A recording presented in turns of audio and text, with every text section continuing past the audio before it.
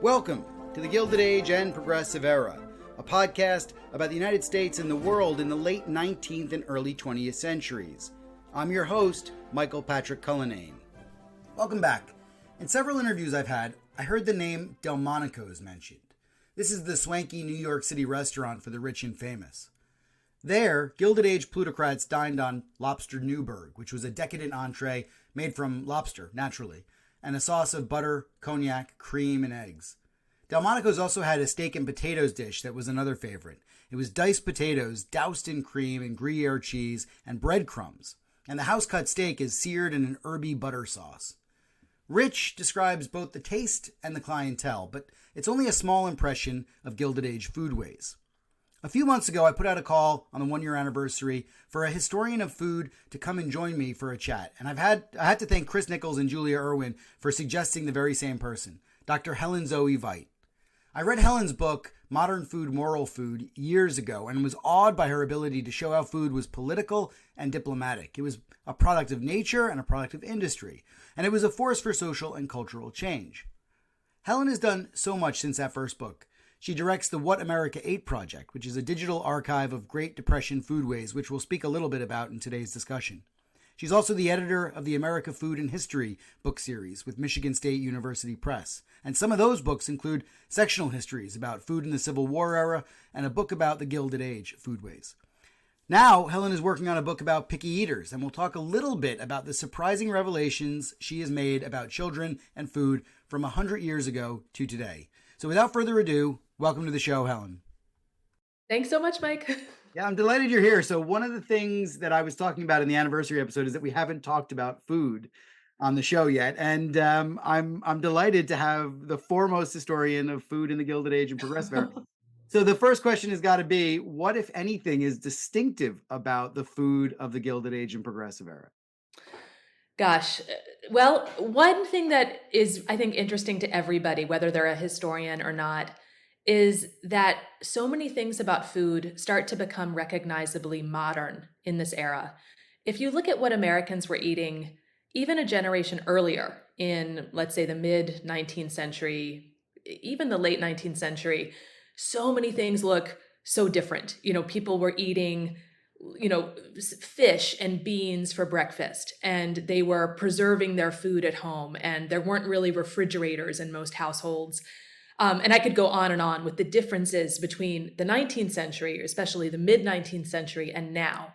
However, fast forward just a generation to the early 20th century, say 1910, and a whole lot of those things were suddenly no longer true. A lot of Americans were buying much of their food in stores instead of producing it themselves at home.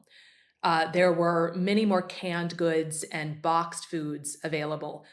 Many people were starting to get refrigerators, including some electric refrigerators, not just ice boxes, for the very first time. Food was being shipped nationally and internationally in a way it hadn't been before. Now, that's not to say there hadn't been plenty of international shipping in some ways. Americans had been drinking coffee and tea and using sugar. Those things had all been shipped internationally for, many, many years. But that starts to become routine and normal for all sorts of food, including ordinary produce that people could get.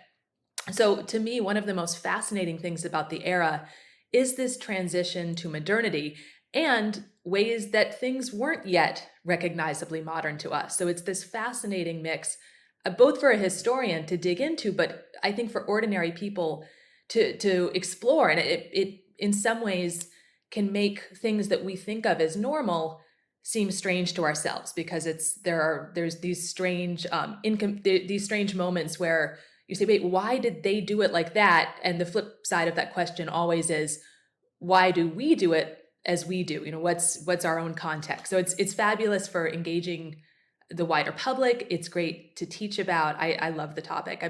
I don't anticipate being tired of this era anytime soon. That's so good, because that's exactly what it segues nicely into my big question about Gilded Age and Progressive Era food. And your first book, Modern Food, Moral Food, has really become one of the standard texts for understanding Gilded Age culture and food.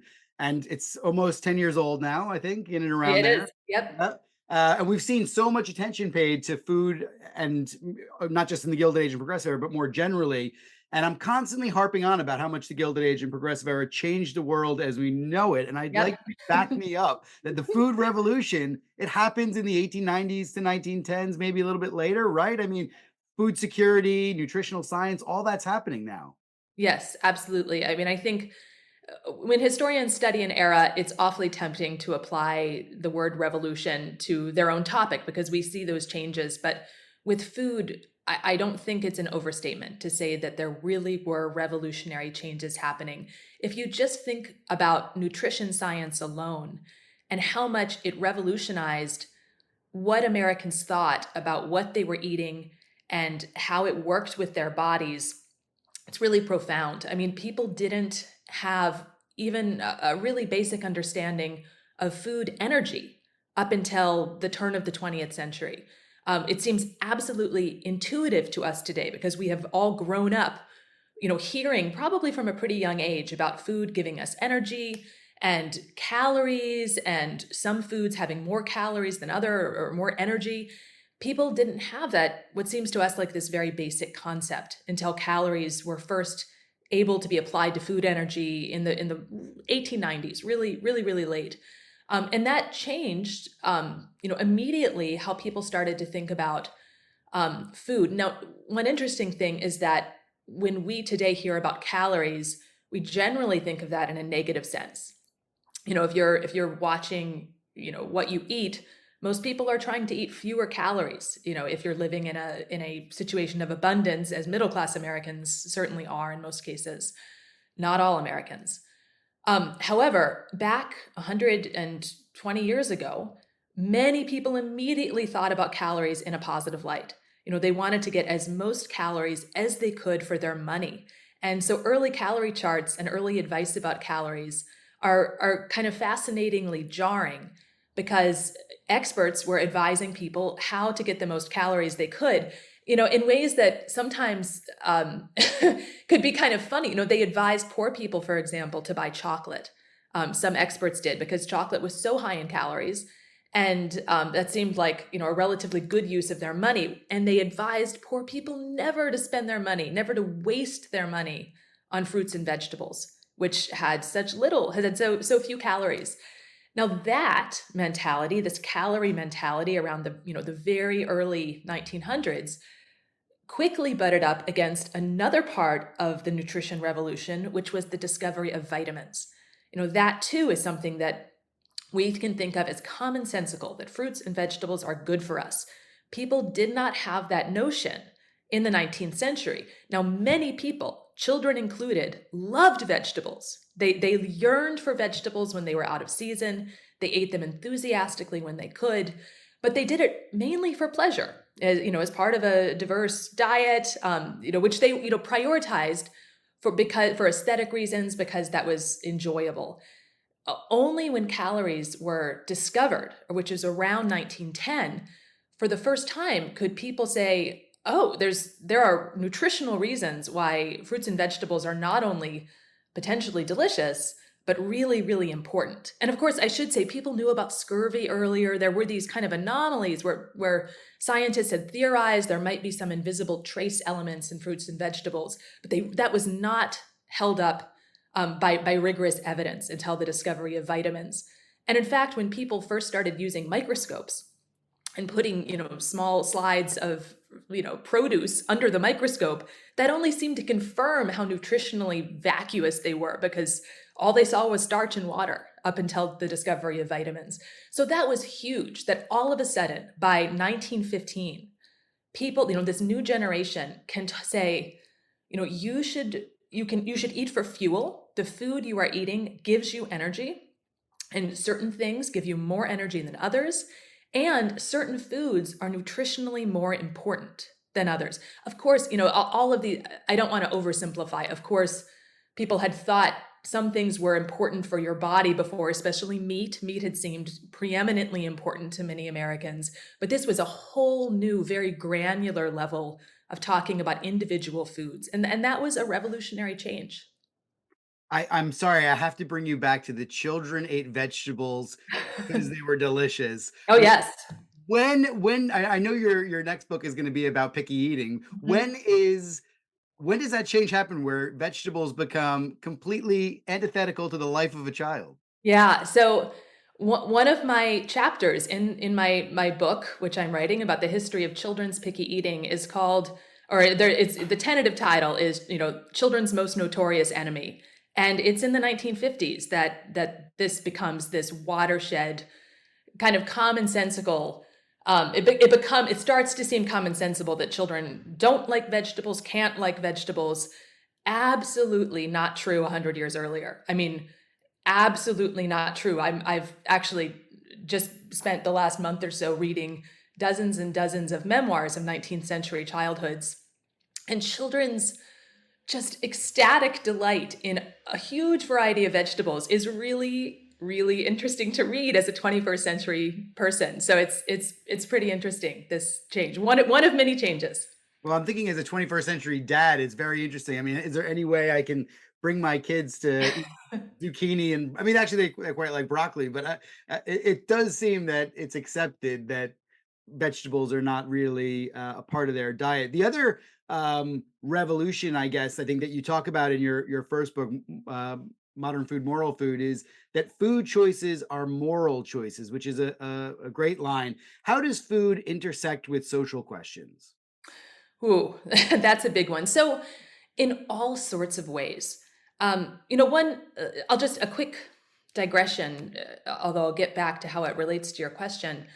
When I first proposed doing a dissertation on food, modern food, moral food, it came out of a dissertation I wrote at Yale in the 2000s. And when I first contemplated doing a dissertation on food, I was very nervous because I thought the subject would be perceived as a frivolous one, something that was fun and light and maybe also feminized, but not serious.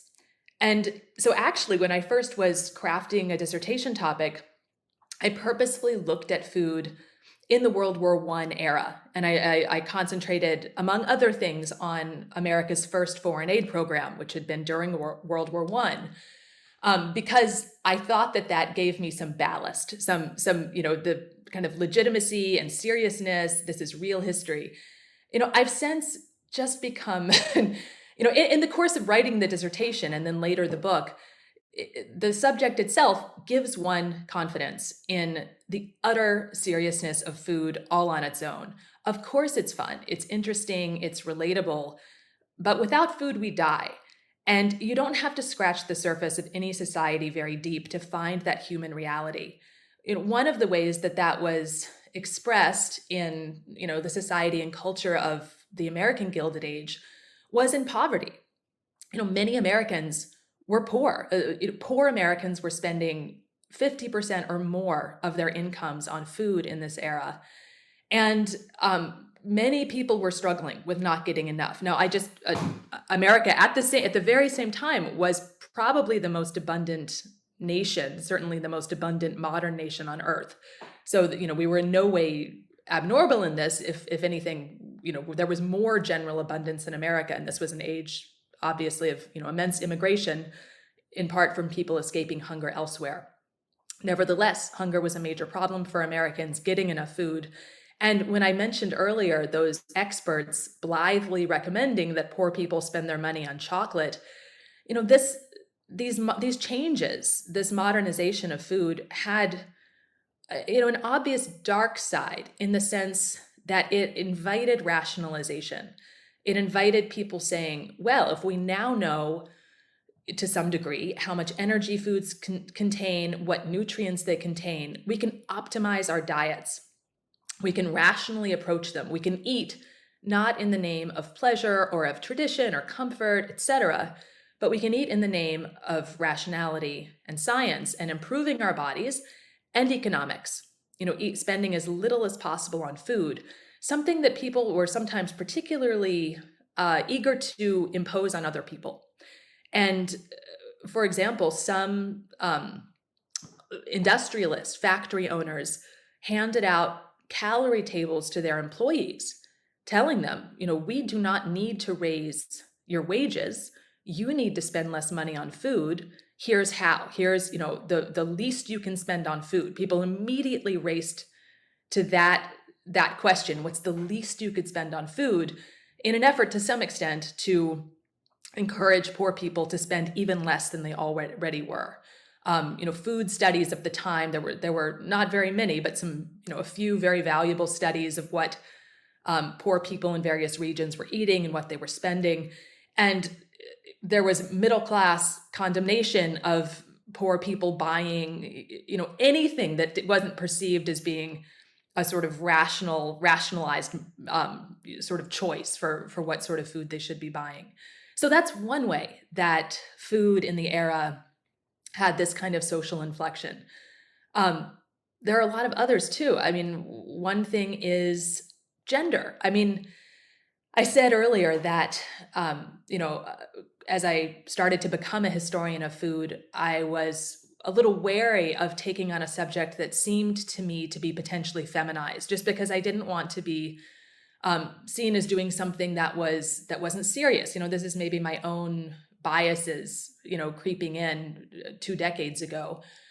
But women at the time certainly saw food as something that was particularly in their domain, something that was a question of housekeeping, of management, something that gave them, as food became obviously more serious with this infusion of science in the early 20th century, so did many women suddenly say, if food turns out to be this, that's something that's not just a domestic individual question, if food is actually something that we should be thinking about as a nation, something that we could rationalize, something once World War I started that has bearing on these great international questions, then women's work suddenly takes on a whole new look.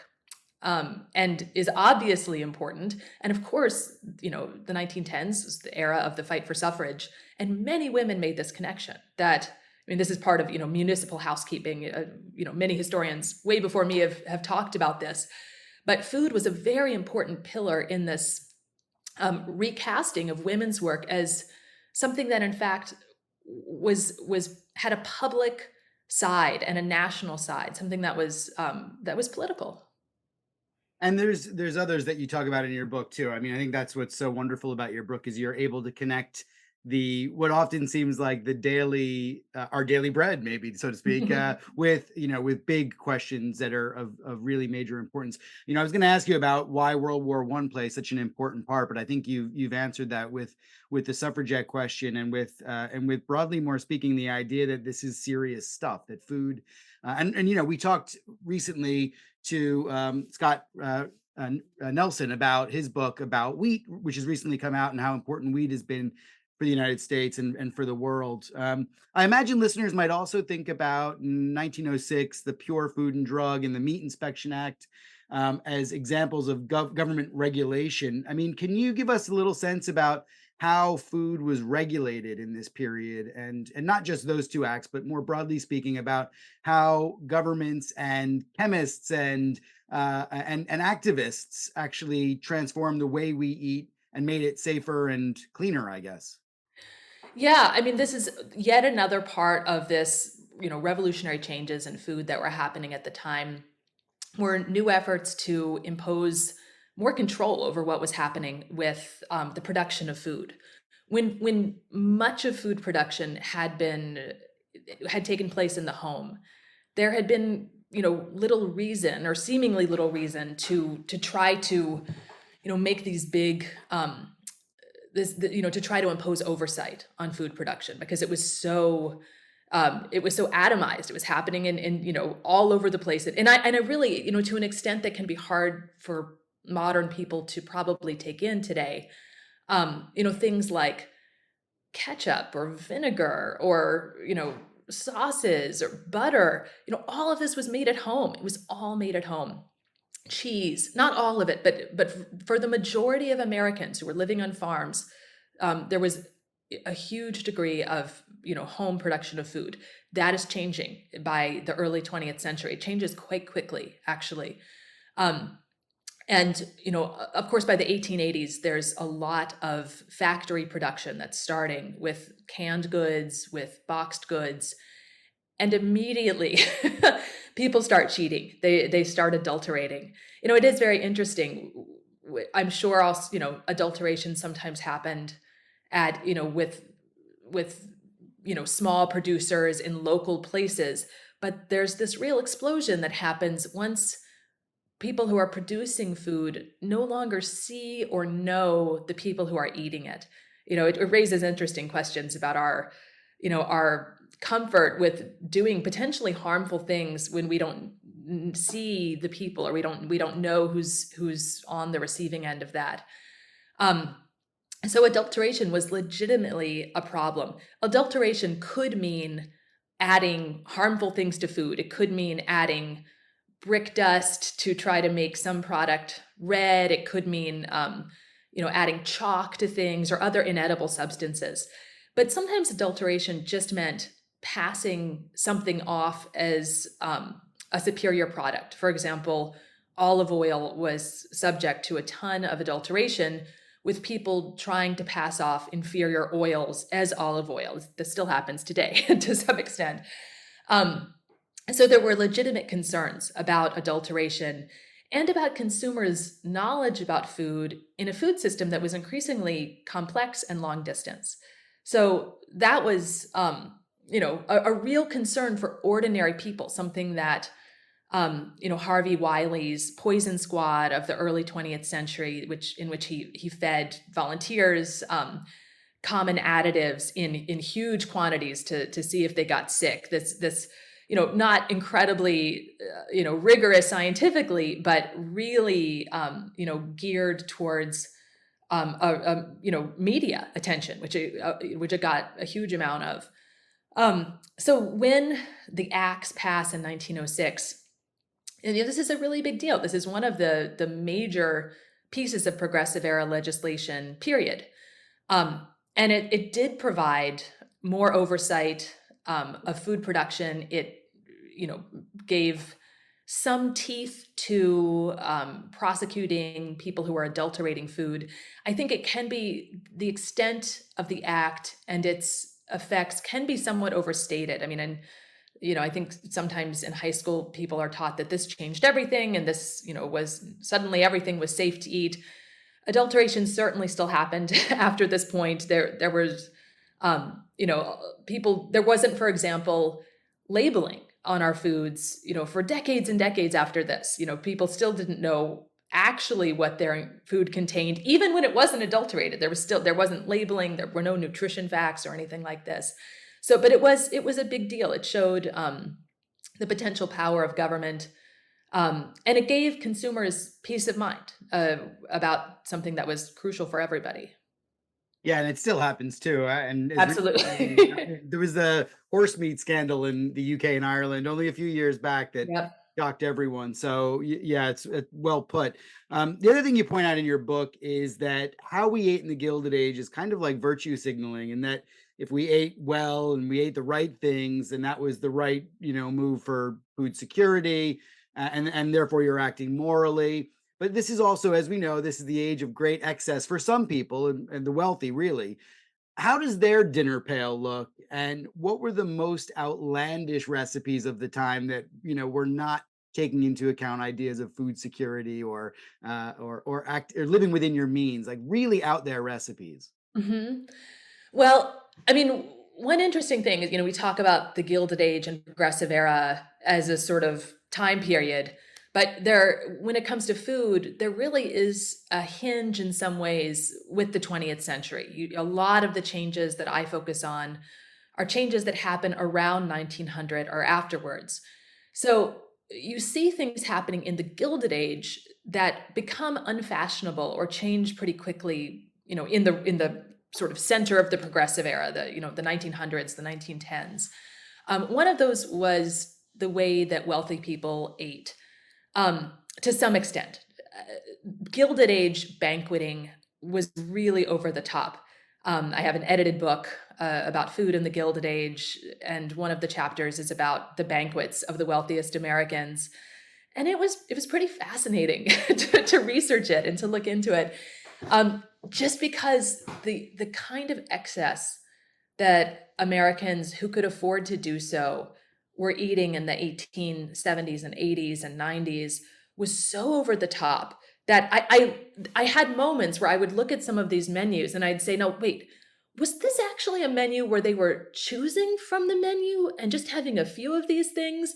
But no, research would confirm this was a menu describing the meal and the many courses, sometimes 10, 12 courses, depending, on for a really Baroque banquet, um, with just more food than in some cases, more food than anyone could come close to consuming. It's no accident that Veblen coined conspicuous consumption, in the middle of the Gilded Age. This was conspicuous consumption in the most literal, unself-conscious way. It was, or it was self-conscious, but it was intentional. It was showing off that the wealthiest Americans had, the ability to command other people's labor. They had the ability to buy the best of everything from all over the globe, and they had the time to sit down. Sometimes, some banquets lasted 5 hours. They were really, really long. And some people describe them as somewhat unpleasant. They were, people would get bored. They couldn't eat all of the food that was parading by. If you weren't next to someone who was a good conversationalist, I think it could get boring after a while.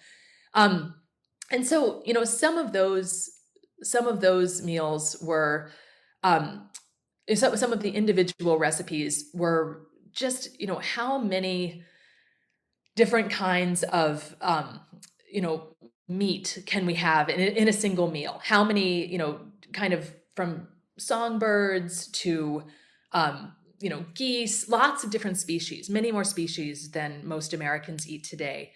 Um, and much of it done in the style of French high cuisine. French high cuisine was, at its apex in popularity in the late 19th century. And what you see in the early 20th century is, I think, a fatigue, with this absolute, the absolute excess, with the time it was taking, and I think also probably with the heaviness of the food itself. You see this real emphasis, including among some wealthy Americans, on wanting to eat more simply, on wanting to, as they put it, return to the food of our colonial forebearers. A lot of that's an imagined sort of, genealogy, but this idea that, Americans could and maybe should, as as this kind of pioneer people. This is not my words; these are the words of, the people I study. Eat more simply, have a robust and healthful diet that didn't take so long, that didn't have so many ingredients. And you start to see some people really hold up simple food as being nutritionally important. People start to argue, not based on evidence, but they start to argue that stomachs could digest food better when it had fewer ingredients, that we shouldn't eat too much because that would overload our stomachs and tax it. There's this new concern with digestion that's not, that's not really supported by new advances in science. It's a lot of theorizing from people, and part of it is a reaction against the French high cuisine. Part of it absolutely is a reaction to the growing number of immigrants and a sense that many immigrants were eating different from native-born Americans, and that, complicated stews or goulashes or, mixed foods with many constituent ingredients and spices, that those were different and that those were somehow un-American. So you get this whole perfect storm going on at the time that results in this fashion, really, for a simple, supposedly simple plain food that was supposedly easier for, to digest. And I'm just wondering, have you had a chance to pull any of these menu items and cook them at home, try them? And if so, please tell me it's something outlandish and unhealthy, as well as something that might be a little bit more, reasonable, like the pendulum in your house. Does it swing back and forth between that excess and that, simplicity? So, I love to cook and I love to eat. Many progressive era recipes are not incredibly appealing to me. I've made some foods from the Civil War era. I've made some foods from the Gilded Age, but I haven't made a whole lot of foods from the progressive era. There's the Many of the recipes I study had that bent towards rationality. Um, Things like, you know, oatmeal jelly. Oatmeal does congeal if you leave it. So, making a sort of sweet oatmeal and then letting it congeal and using that as a spread, or soups made out of grains, or various kind of organ meats that were still in stock, or that were still acceptable to Americans at the time. They had been acceptable throughout the 19th century and beyond. Um, Cooked in a very plain way. It's not incredibly appealing to me as an individual. So I haven't done a lot of cooking from the progressive era itself, to be honest. Interesting. Yeah. I wonder how, I mean, obviously we know there's a difference between what those really wealthy banquets are serving versus what say the average person would be eating at the lower end of the income spectrum. I mean, how does it look what does their eating habits look like? Say if you're a low earner or you're living in poverty, what are you doing to get by? Are you buying processed foods or foods that are industrially produced, or are you simply, doing, what you can on the land that you have? Yeah, that's a good question. So, one interesting thing to me is that by the 1930s and the Great Depression, it had become totally normal. It wasn't raising any eyebrows that hobos, quote unquote, image of someone without a home in the 1930s was someone eating food out of a can. Which is actually interesting. That's quite a modern food. That's an industrial food that had probably been shipped from some other point. And by the 1930s, that had become utterly ordinary, cheap, widely accessible. The progressive era was a time when that kind of factory produced foods were becoming more widely available, but in some areas they were still hard to get. They would have been more expensive. So it's hard to answer your question in some way because it depends on where you are and also when you are. Are we look or in 1880 things were very different than 1910. In 1880 foods were starting to be produced in factories at a higher pace, but still they weren't omnipresent in the way that they would be by 1930. Um, Rural people, we think of rural people as, eating more fruits and vegetables. But of course, in wintertime, people who were farther from these arteries of food transportation were eating fewer vegetables and fewer fruits when they weren't growing in their own gardens. Whereas, by, let's say, turn of the century, New York or another city, increasingly, whether from steamships or from railroads, and within another decade or two on trucks, um, people in urban places were able to get more produce during the winter. Now, it depended enormously on income, and it depended on ideas about food too. If meat continued to be something that Americans really prioritized, many Americans thought of wheat as a superior grain, but lots of Americans ate a somewhat vegetarian diet a lot of the time in practice, just because meat was expensive and it could be hard to get. Cornmeal was still widely consumed by a lot of Americans. Of course, we might think that Southerners ate a lot of cornmeal, and they did. But lots of people in the Northeast ate cornmeal. Lots of people in the Midwest, lots of people on farms on the Great Plains were eating lots of cornmeal. Um, so it's a difficult question. Honestly, there was a lot of diversity in how Americans ate. There still is. There's a huge amount of diversity. It's impossible to avoid writing about history without making some generalizations. But it's actually hard to pin down, anything resembling a typical American diet. Sure, and I appreciate that. I mean, even there, going through the sections and talking about class, talking about ethnicity, or whether you're an immigrant. I mean, my family were immigrants. They often talk about how they ate very differently in New York than people who had lived there for more than a generation. I guess one of the things that I wanted to ask you about was also about eating out, because the industrialization of food also means that it becomes possible. I think anyway. You might tell me I'm wrong about this, but it makes it possible for restaurants to become more prolific, or cafes, and maybe even diners. I don't know the history of diners, but does takeout and does restaurant food become more popular in the late 19th, early 20th century? So, takeout is not something that I have really seen. I wouldn't say it was non-existent, but I don't remember ever seeing reference to takeout in the modern sense, where you go to a restaurant and you pay money and you take the food home. There were things that were kind of similar to that. One, as women were reimagining their roles vis-a-vis food, one thing that some early feminists were arguing for were communal kitchens. We're well aware that women spend much of their time cooking, and that prevented them from doing other things. And so some people, including Charlotte Perkins Gilman, said, what if we have communal kitchens where on a block or in an apartment building, this was an urban vision, just because of logistics, you need people close together. We have, women who take turns cooking for a large group of people, and maybe you do it once a week or twice a week. It's your turn to cook. And on the other days, you don't have to cook. You can do other things. This was an incredibly liberating idea, which in some ways processed foods and these other time-saving devices, including electrification and then new appliances, this would in some ways take the same role. They would make food production easier.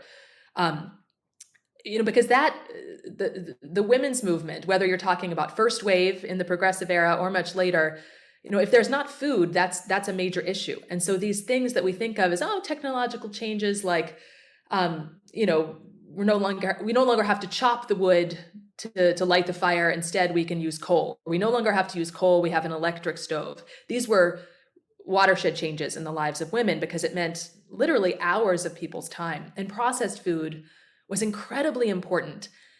When I talk about processed food, I think when we use that term today, we automatically think of factories and we think of, highly processed food that's really changed, maybe even on a molecular level. But food processing changed in the progressive era on a way that was much cruder. In addition to the more highly processed foods, which was also starting, food processing could include things like washing spinach before it was sold, or milling flour, or milling corn before you got it. Things that we don't think of that as being a processed food today, but or removing seeds from raisins.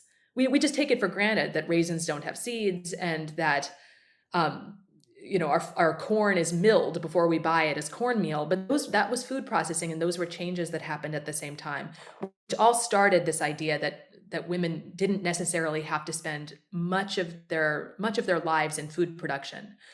But in terms of actual takeout, you don't see much. You do start to see more restaurants in this era. There were very few restaurants in 19th century America. There were a few, famous restaurants like Delmonico's in big cities. And when people were traveling, they would be able to get meals in hotels, sometimes in train stations and in saloons. But there weren't terribly many restaurants in the 19th century. That starts to change in the Gilded Age, and it changes more in the progressive era. But it's still much less a part of most people's lives than we might assume today, when restaurants are even people who live in pretty rural places, there are almost always some restaurants within striking distance, even if it's a fast food restaurant that you have to drive quite a ways to. It's just a part of everyone's lives. And restaurants were not parts of everyone's lives at this time. Diners, I'm not aware of any diners in the progressive era. I think it's generally a little too early. There did start to be cafes. There started to be luncheonettes, especially in cities. Interesting to think about when that revolution happens as well. And I wanted to give you an opportunity to plug your digital project, What America Ate, which is really a wonderful resource. I've been having a lot of fun searching the website, looking at recipes and old cookbooks, and especially the ones from New Jersey, which are some of the recipes look absolutely terrible, really. Yep. But can you tell us a little bit about the website and tell us a little bit about how we can use it to help understand the history of food? I'd love to hear your advice for for teachers that are teaching the Depression era and how they might be able to use this website. Yep, absolutely. So I became really fascinated by this project that happened in the 1930s. It was a federal project supported by the WPA, um, which was happening in the wake of all these changes that we've just been talking about.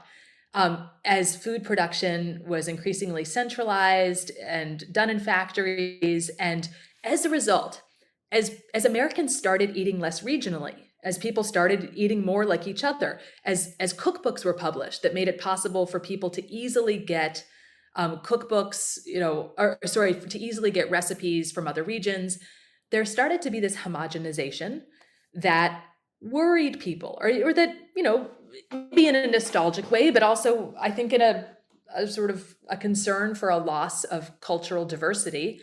People said, we're going to lose regional diets and cuisines, and we need to, at the very least, record what they are. How are people eating differently in different places? And so at the very end of the 1930s, the WPA sent out about 200 people around the country, writers and just a couple of photographers, to try to document Americans' regional foodways. The goal at the time had been to produce a big book about America's national cuisine, and done in 5 different regions with recipes and stories. And the project was underway when Pearl Harbor happened and America entered the war, and the project was just shelved. Some of the reports were still out in the field with the writers. Some of them had been sent in. Some had been sent to state bureaucrats rather than to the national center. And they just kind of languished for decades. There was no subsequent effort, at least for decades later, to consolidate them, to recreate what had been this national project. So our website was an attempt to do that. It was an attempt to gather as many of these far-flung descriptions and writings about Americans eating as we could. Now, of course, to us, what it is, it's less about how do Americans eat in different places. Now, of course, it's just a time capsule. It's how were Americans eating in the 1930s and also in the Depression. So it's this really interesting and valuable collection of sources that are a little spotty. I mean, they're not covering every place. The writers were selective. They tended to prioritize habits or food traditions of poorer people and of immigrants. They were not interested in hearing about people cooking with highly processed foods and in a modern way. They wanted the least modern and the most rustic descriptions of food that they can get. But of course, for a historian, that's fabulous, because those are the ones that are usually left out of magazines and cookbooks and the sources that we can easily access. So it's a really fascinating collection. But we didn't want to create this kind of falsely nostalgic picture of American eating, because if all you had were these documents, you'd think like all Americans were sort of, having these, really rustic or interesting immigrant dishes. So we also digitized hundreds of food advertisements and ephemera from food marketers, just to give a sense of, the real depth of industrial food production at the time. And we also combined it with photographs from that had been taken around the same time related to food from another WPA group. And we combined it with recipes from community cookbooks. Community cookbooks are those often spiral bound, locally printed cookbooks that organizations would produce, like PTAs or churches or synagogues or something like that, a local club. Often they did them to raise money, but they're also really fabulous sources because it was often just individual women, sometimes men, but by far the most of the contributors were women, sending in their favorite recipes. And so you get this, what actually is another really valuable regional look at American eating. So What America Ate, our website, combines all of those. The people who designed the website, who I worked with, did a really beautiful job. I think it's a pretty website. It's fun. Our hope is that people who are not necessarily academics will enjoy it, and also that students will use it. So we really do want it to be a resource for teachers too. Yeah, I'm already thinking of ways that I can use it in the classroom. It's really amazing, and the sectional views are fantastic as well. So you can search by different regions of the U.S. and then drill into states and some localities as well. Uh, Fantastic resource. I wanted to ask you about something that is really getting to the heart of what we're talking about today, and about food and the centrality of it. One of my favorite celebrity chefs is Mark Bittman. You might know him. He's better known as the minimalist. He's a New York Times food writer and celebrity chef. He wrote recently a popular history of food from the advent of agriculture to what we eat currently, our current diet. And I love it because he makes the case that food is as important as iPhones and atom bombs, and that it's central to our life. But if the act of eating is a daily thing for most of us, and as you said, it's central to our survival, how do we stay mindful about the centrality of food? And how do we keep that in our consciousness, not just as people that eat, but as historians as well? How do I write that into my history of US politics in the Gilded Age? Yeah, that's a really great question. I'm a big fan of Mark Bittman. I think he's really great at communicating to a wide audience. I I really agree with him that, food is this kind of invisible presence in a lot of regular history that does not include food, often intentionally, certainly not explicitly. Um, I think it can, I think you can write fabulous histories that don't have any food in them, where there's no obvious food. But I also think it's really important in all sorts of ways. One is the big question, the survival question,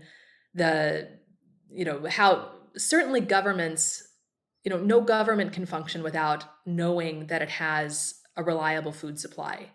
And behind the curtain, often the curtain of our daily lives are always, major efforts to ensure that food supply, whether it's, taking land from other people to create farms, whether it's supporting colonization efforts far away, whether it's, fighting for the right to have food sovereignty, whether it's ensuring preservation techniques that will allow food to stay good. I mean, and one part of food is that you can't just ensure a food supply and then you have it forever. You're constantly using it, and it's also constantly in some sort of a state of decay. And even with preservation techniques, they don't last forever. You always have to renew the supply. Of course, going forward, climate change is going to be a major, apocalyptically important event with our food supply. I mean, Americans, if you were born in the 20th century or the 21st century, a lot of Americans, especially middle-class Americans, upper middle-class Americans, wealthy Americans, take food for granted. We try to burn it off at the gym. We try not to eat too much, or we eat as much as we want. We don't care, but we take it for granted. And I think likely that during our lifetimes that will change. Whether it changes a little or a lot, we don't know yet. But climate change is already affecting agriculture around the world. It's going to do so much more dramatically than it has yet if current projections continue. So, what this might become is this kind of strange period where for 100 or so years, people didn't think much about food on a daily basis. They didn't worry much about food. And, and I just want to I've said it before, but I just want to emphasize, I realize that is not the experience of all Americans. An astounding and horrifying percentage of Americans are food insecure, which is shocking for the wealthiest country in the world. But, depending on estimates, between a tenth and a fifth of all Americans are food insecure, with children especially likely to be food insecure. So when I talk about, the abundance and our, not caring about food or not thinking about it, that's not true for a significant and important percentage of Americans. But for many of us, it is. We don't think about food. We take it for granted. And Helen, was that more acute in the Gilded Age and Progressive Era? Was food insecurity among the poorest? Was that worse or was it better back then? That's a good question. It was certainly worse then. It was better in the mid 20th century. It was worse in the Progressive Era. I mean, there still weren't basic, social welfare reforms in the 1910s. There was no, for just one small example, there was no mandatory public schooling yet, nationally in the 1910s. It soon would happen, but it hadn't happened yet. There was no school lunch, something that's quite an important factor in combating food insecurity for many children. There was more, the poverty was deeper. It's interesting though, like what people,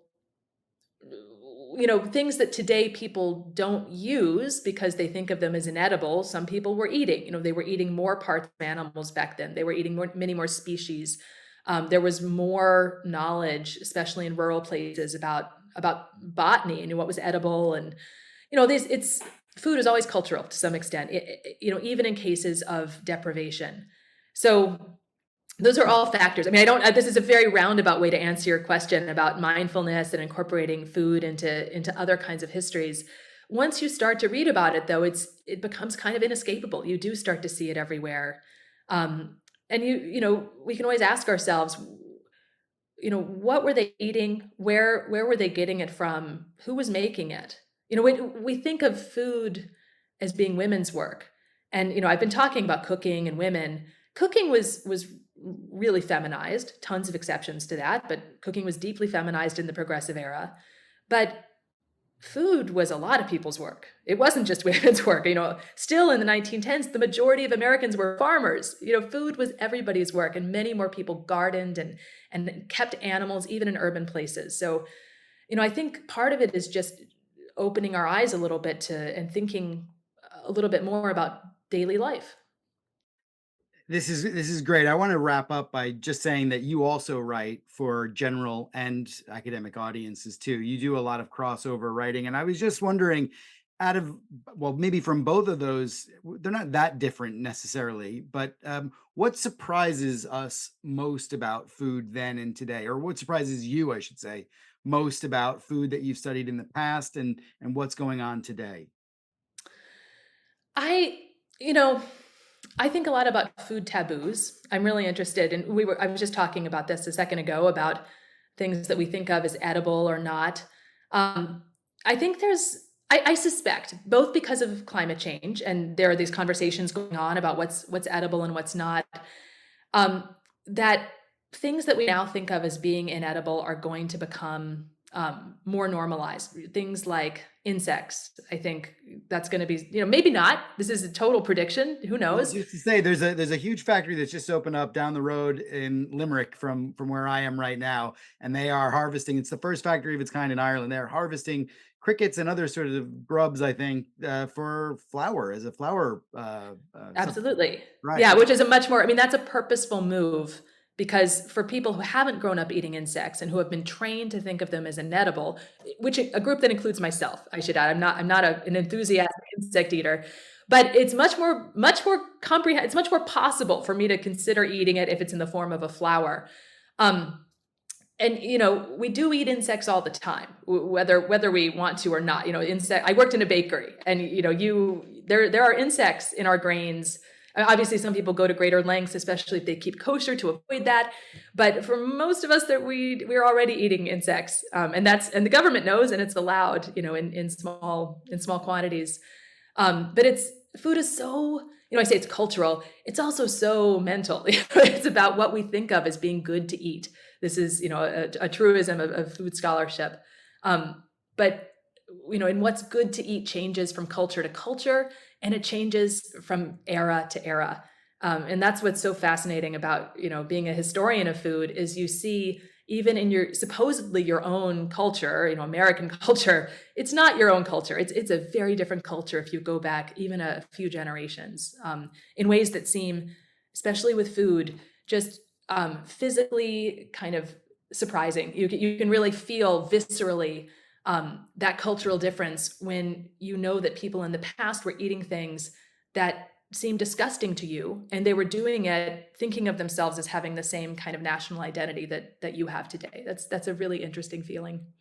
That's fantastic, and that's a great way to wrap things up. And Helen, it's been wonderful speaking to you. And now I'm thinking about all the gross food that I've tried and I have try. And it's been wonderful to talk about everything from what kids ate back then to what the divide between rich and poor. This has been so illuminating. Thanks so much for joining me. Thanks so much for asking me, Mike. Well, that's all we have time for. Thanks for listening. You can follow the Gilded Age and Progressive Era on Twitter or on my website, michaelpatrickcullinane.com. Please consider subscribing or reviewing the podcast wherever you listen, because it really makes a big difference and helps direct others to the show. I hope you'll join me again for the next episode.